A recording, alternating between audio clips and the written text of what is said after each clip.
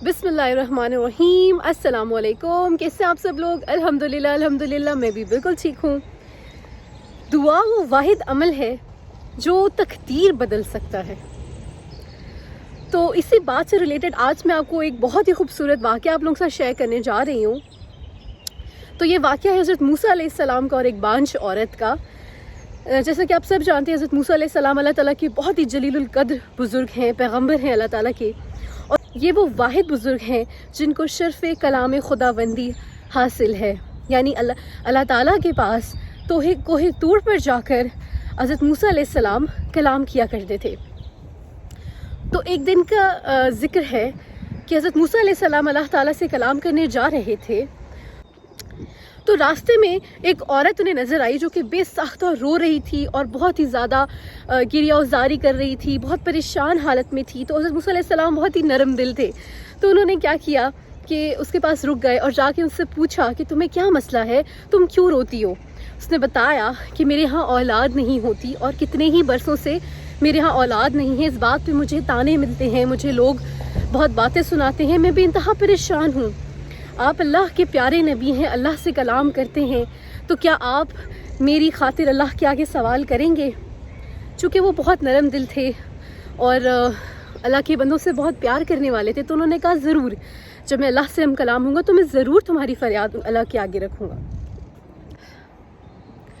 तो जब मूसा अलैहिस्सलाम अल्लाह पाक के पास गए और अल्लाह पाक से उसकी दरख्वास्त की, तो अल्लाह पाक ने कहा कि मूसा उस औरत को कह दो कि तुम्हारे नसीब में औलाद नहीं है, तुम्हारी तकदीर में औलाद नहीं है, तो बस जो आजमाइश तुम पे आ गई है उस पर सब्र करो।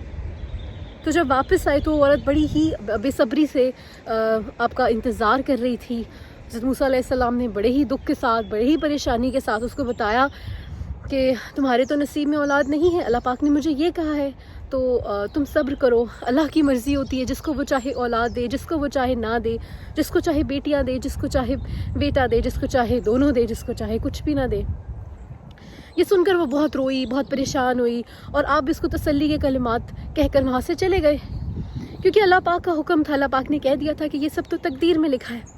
अब कुछ अरसे बाद ऐसे होता है कि उस औरत के घर के बाहर से एक दरवेश फ़कीर की आवाज़ आती है, तो वो उनको रोक कर रोटी खिलाती है, खाना खिलाती है, जिस पर वो उसे दुआ देते हैं, उसे औलाद की। वो कहती होगी, फरियाद करती होगी कि दुआ करे मुझे अल्लाह ताला औलाद दे दे। तो जब वो दुआ करते हैं वहाँ से चले जाते हैं, तो उस औरत के यहाँ एक बहुत ही खूबसूरत बेटा पैदा होता है। अल्लाह की करनी ऐसी हो जाती है कि उसके यहाँ एक बहुत ही खूबसूरत सा बेटा पैदा होता है।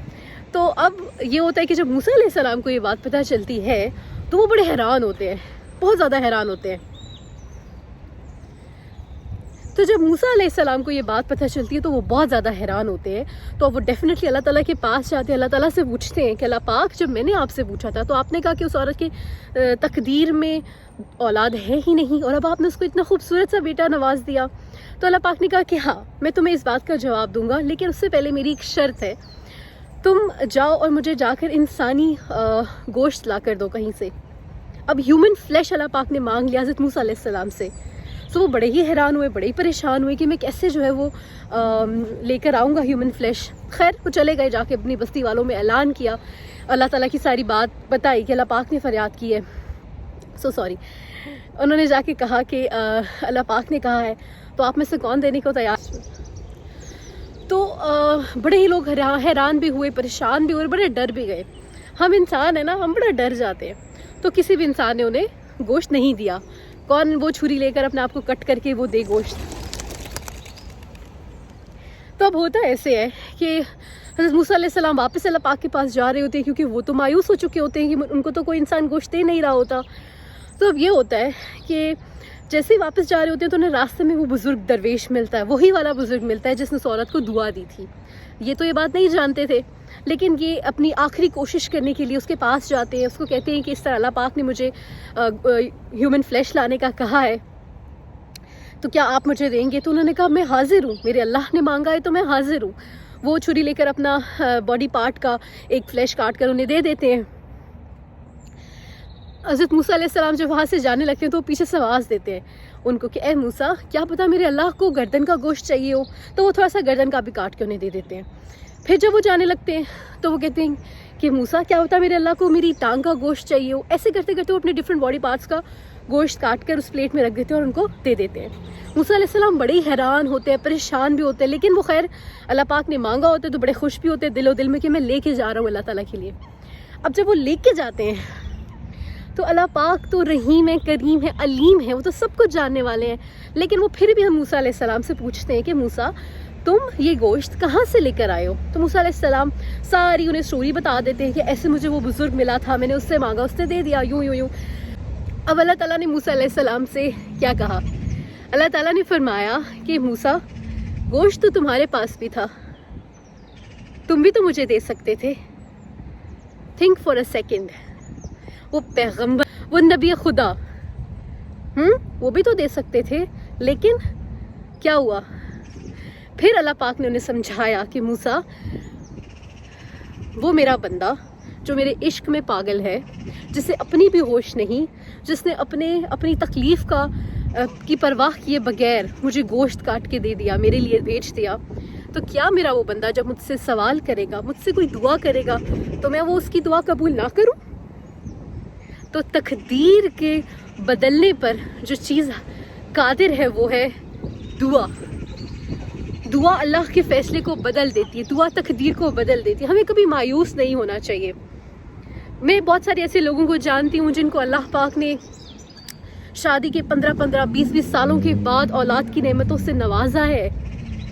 تو یہ سب ہمارے رب کے اختیار میں ہے.